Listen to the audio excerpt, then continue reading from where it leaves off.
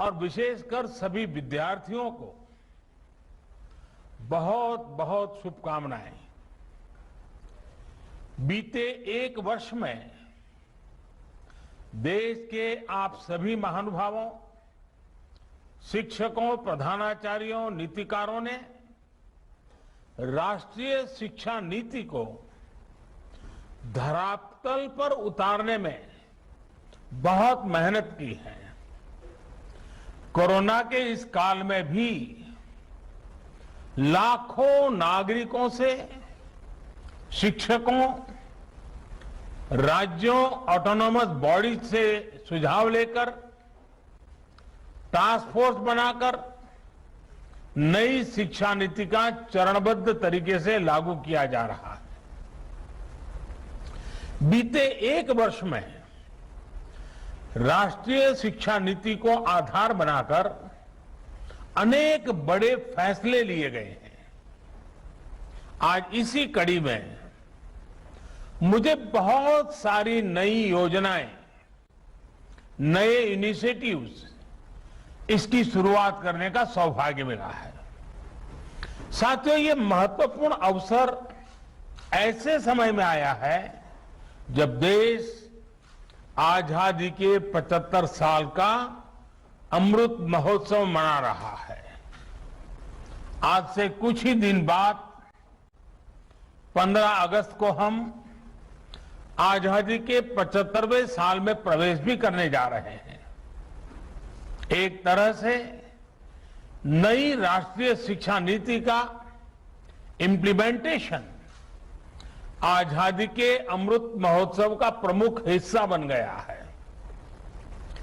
इतने बड़े महापर्व के बीच राष्ट्रीय शिक्षा नीति के तहत आज शुरू हुई योजनाएं नए भारत के निर्माण में बहुत बड़ी भूमिका निभाएगी।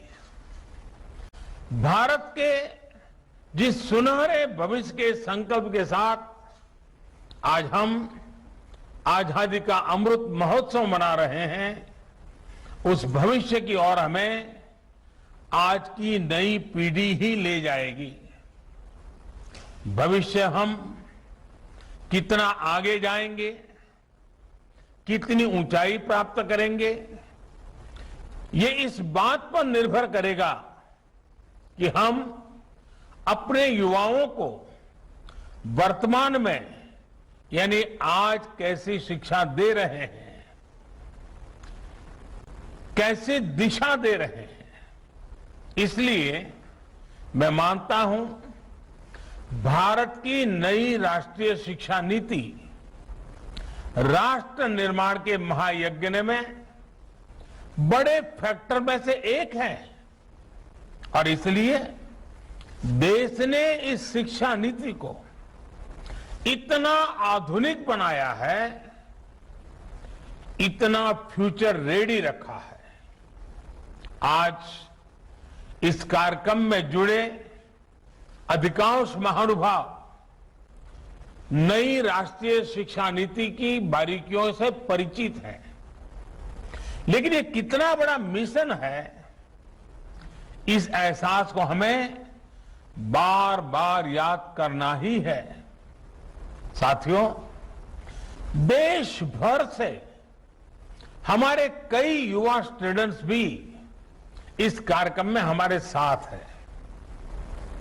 अगर इन साथियों से हम उनकी आकांक्षाओं के बारे में, सपनों के बारे में पूछें तो आप देखेंगे कि हर एक युवा के मन में एक नयापन है, एक नई ऊर्जा है। हमारा युवा बदलाव के लिए पूरी तरह से तैयार है। वो इंतजार नहीं करना चाहता। हम सब ने देखा है कोरोना काल में कैसे हमारी शिक्षा व्यवस्था के सामने इतनी बड़ी चुनौती आई। स्टूडेंट्स की पढ़ाई का, जीवन का ढंग बदल गया, लेकिन देश के विद्यार्थियों ने तेजी से इस बदलाव को एडप्ट किया। ऑनलाइन एजुकेशन अब एक सहज चलन बनती जा रही है। शिक्षा मंत्रालय ने भी इसके लिए अनेक प्रयास किए हैं। मंत्रालय ने दीक्षा प्लेटफॉर्म शुरू किया, स्वयं पोर्टल पर पाठ्यक्रम शुरू किए और हमारे स्टूडेंट्स पूरे जोश से इनका हिस्सा बन गए। दीक्षा पोर्टल पर मुझे बताया गया कि पिछले एक साल में 2300 करोड़ से ज्यादा हिट होना ये बताता है कि ये कितना उपयोगी प्रयास रहा है। आज भी इसमें हर दिन करीब 5 करोड़ हिट हो रहे हैं। साथियों, 21वीं सदी का आज का युवा अपनी व्यवस्थाएं, अपनी दुनिया खुद अपने हिसाब से बनाना चाहता है। इसलिए उसे एक्सपोजर चाहिए, उसे पुराने बंधनों पिंजरों से मुक्ति चाहिए। आप देखिए, आज छोटे छोटे गांवों से, कस्बों से निकलने वाले युवा कैसे कैसे कमाल कर रहे हैं। इन्हीं दूर दराज इलाकों और सामान्य परिवारों से आने वाले युवा आज टोक्यो ओलंपिक्स में देश का झंडा बुलंद कर रहे हैं, भारत को नई पहचान दे रहे हैं। ऐसे ही करोड़ों युवा आज अलग अलग क्षेत्रों में असाधारण काम कर रहे हैं, असाधारण लक्ष्यों की नींव रख रहे हैं। कोई कला और संस्कृति के क्षेत्र में पुरातन और आधुनिक के फ्यूजन से नई विधाओं को जन्म दे रहा है। कोई रोबोटिक्स के क्षेत्र में कभी साईफाई मानी जाने वाली कल्पनाओं को हकीकत में बदल रहा है। कोई आर्टिफिशियल इंटेलिजेंस के क्षेत्र में मानवीय क्षमताओं को नई ऊंचाई दे रहा है, तो कोई मशीन लर्निंग में नए माइलस्टोन्स की तैयारी कर रहा है। यानी हर क्षेत्र में भारत के युवा अपना परचम लहराने के लिए आगे बढ़ रहे हैं। यही युवा भारत के स्टार्टअप इकोसिस्टम को रिवॉल्यूशनाइज कर रहे हैं। इंडस्ट्री 4.0 में भारत के नेतृत्व को तैयार कर रहे हैं और डिजिटल इंडिया को नई गति दे रहे हैं। आप कल्पना करिए, इस युवा पीढ़ी को जब इनके सपनों के अनुरूप वातावरण मिलेगा तो इतनी शक्ति कितनी ज्यादा बढ़ जाएगी। और इसलिए नई राष्ट्रीय शिक्षा नीति युवाओं को ये विश्वास दिलाती है कि देश अब पूरी तरह से उनके साथ है, उनके हौसलों के साथ है।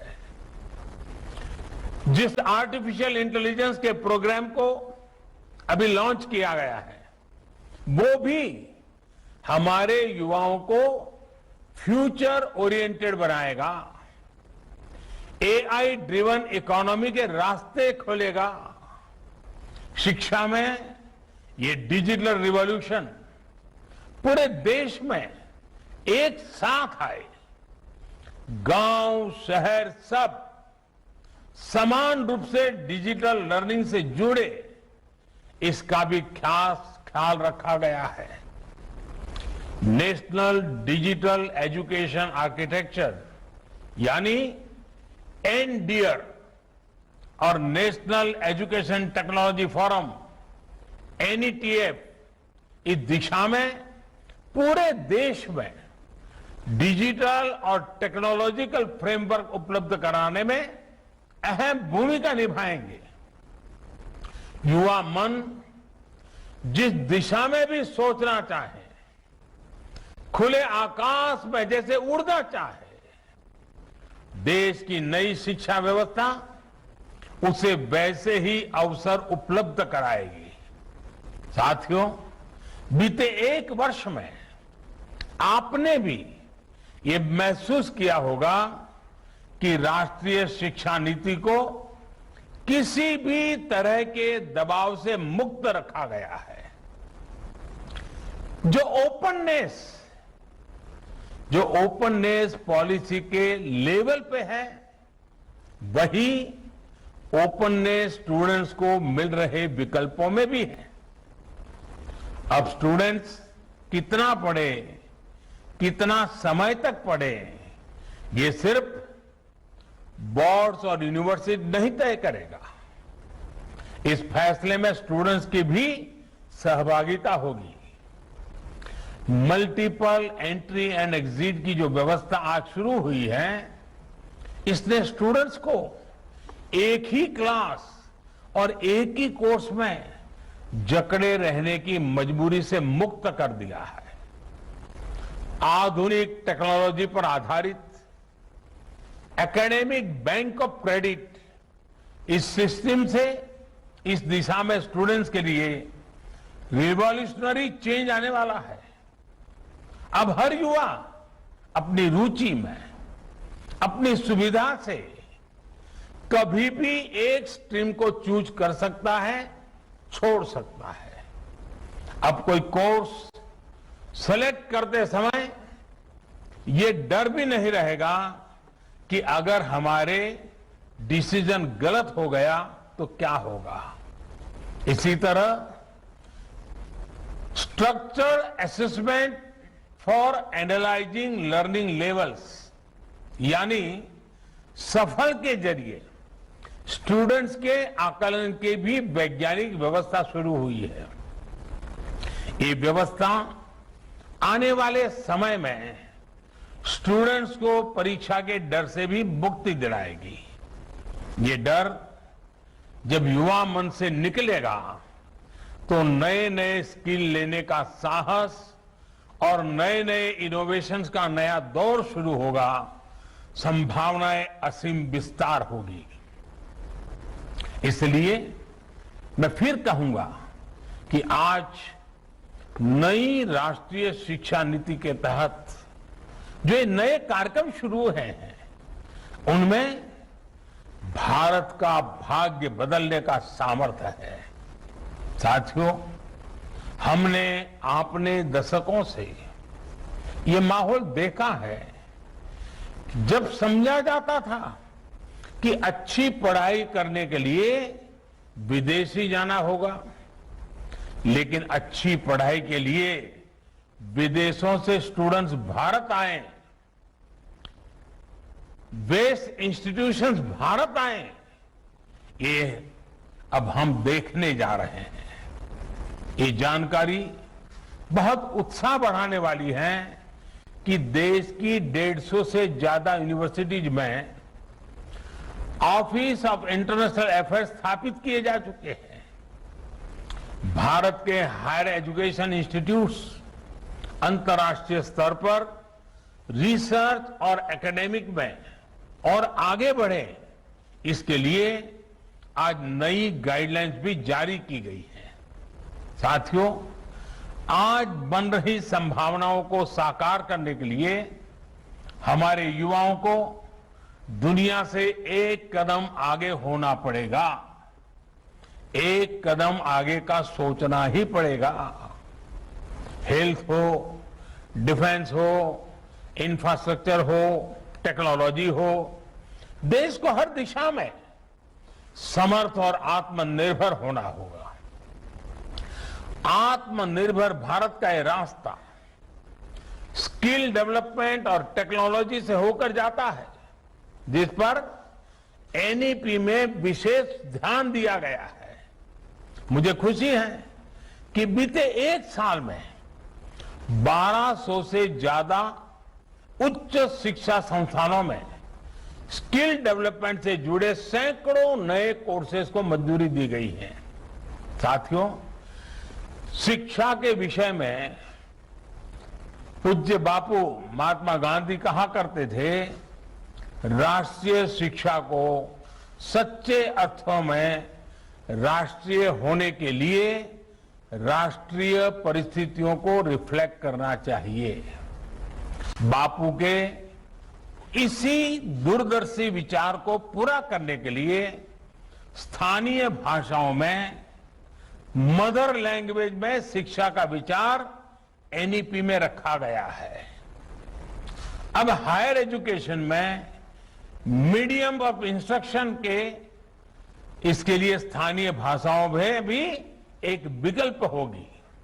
मुझे खुशी है कि 8 राज्यों के 14 इंजीनियरिंग कॉलेज 5 भारतीय भाषाएं हिंदी, तमिल, तेलुगु, मराठी और बांग्ला में इंजीनियरिंग की पढ़ाई शुरू करने जा रहे हैं। इंजीनियरिंग के कोर्स का 11 भारतीय भाषाओं में ट्रांसलेशन के लिए एक टूल भी डेवलप किया जा चुका है। क्षेत्रीय भाषा में अपनी पढ़ाई शुरू करने जा रहे छात्र छात्राओं को मैं विशेष बधाई देना चाहता हूं। इसका सबसे बड़ा लाभ देश के गरीब वर्ग को, गांव कस्बों में रहने वाले मध्यम वर्ग के स्टूडेंट्स को, दलित, पिछड़े और आदिवासी भाई बहनों को होगा। इन्हीं परिवारों से आने वाले बच्चों को सबसे ज्यादा लैंग्वेज डिवाइड का सामना करना पड़ता था। सबसे ज्यादा नुकसान इन्हीं परिवार के होनहार बच्चों को उठाना पड़ता था। मातृभाषा में पढ़ाई से गरीब बच्चों का आत्मविश्वास बढ़ेगा, उनके सामर्थ्य और प्रतिभा के साथ न्याय होगा। साथियों, प्रारंभिक शिक्षा में भी मातृभाषा को प्रोत्साहित करने का काम शुरू हो चुका है। जो विद्या प्रवेश प्रोग्राम आज लॉन्च किया गया, उसकी भी इसमें बहुत बड़ी भूमिका है। प्ले स्कूल का जो कंसेप्ट अभी तक बड़े शहरों तक ही सीमित है, विद्या प्रवेश के जरिए वो अब दूर दराज के स्कूलों तक जाएगा, गांव-गांव जाएगा। ये प्रोग्राम आने वाले समय में यूनिवर्सल प्रोग्राम के तौर पर लागू होगा और राज्य भी अपनी अपनी जरूरत के हिसाब से इसे लागू करेंगे। यानी देश के किसी भी हिस्से में बच्चा अमीर का हो या गरीब का हो, उसकी पढ़ाई खेलते और हंसते हुए ही होगी, आसानी से होगी। इस दिशा का ये प्रयास है और जब शुरुआत मुस्कान के साथ होगी तो आगे सफलता का मार्ग भी आसानी से ही पूरा होगा। साथियों, आज एक और काम हुआ है जो मेरे हृदय के बहुत करीब है, बहुत संवेदनशील है। आज देश में 3 लाख से ज्यादा बच्चे ऐसे हैं जिनको शिक्षा के लिए सांकेतिक भाषा की आवश्यकता पड़ती है। इसे समझते हुए भारतीय साइन लैंग्वेज को पहली बार एक भाषा विषय यानी एक सब्जेक्ट का दर्जा प्रदान किया गया है। अब छात्र इसे एक भाषा के तौर पर भी पढ़ पाएंगे। इससे भारतीय साइन लैंग्वेज को बहुत बढ़ावा मिलेगा। हमारे दिव्यांग साथियों को बहुत मदद मिलेगी।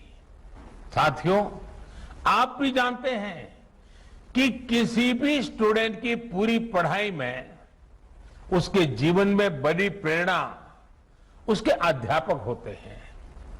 और हमारे यहां तो कहा गया है, गुरौ न प्राप्यते यत् यत् तत् न अन्य अत्रापि लभ्यते। अर्थात जो गुरु से प्राप्त नहीं हो सकता वो कहीं प्राप्त नहीं हो सकता। यानी ऐसा कुछ भी नहीं है जो एक अच्छा गुरु, अच्छा शिक्षक मिलने के बाद दुर्लभ हो। इसलिए राष्ट्रीय शिक्षा नीति के फॉर्मुलेशन से लेकर इंप्लीमेंटेशन तक हर स्टेज पर हमारे शिक्षक सक्रिय रूप से इस अभियान का हिस्सा है। आज लॉन्च हुआ निष्ठा 2.0, ये प्रोग्राम भी इस दिशा में एक अहम भूमिका निभाएगा। इस प्रोग्राम के जरिए देश के शिक्षकों को आधुनिक जरूरतों के हिसाब से ट्रेनिंग भी मिलेगी और वो अपने सुझाव भी विभाग को दे पाएंगे। मेरा आप सभी शिक्षकों से, एकेडमिशियन से अनुरोध है कि इन प्रयासों में बढ़ चढ़कर के हिस्सा लीजिए, अधिक से अधिक योगदान दीजिए। आप सभी शिक्षा के क्षेत्र में इतना अनुभव रखते हैं, व्यापक अनुभव के धारक है, इसलिए जब आप प्रयास करेंगे तो आपके प्रयास राष्ट्र को बहुत आगे लेकर जाएंगे।